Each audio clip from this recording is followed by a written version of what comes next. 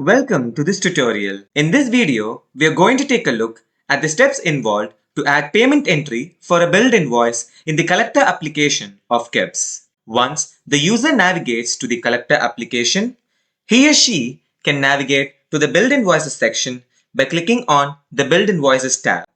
The existing invoices are displayed. The details view of any invoice can be viewed by simply clicking on it.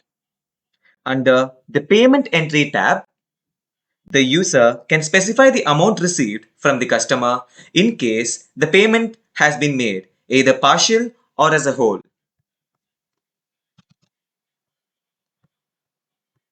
The date in which the amount of received is also mentioned, along with the reference number for the payment made by the customer. Once logged, the same is reflected within the invoice details view.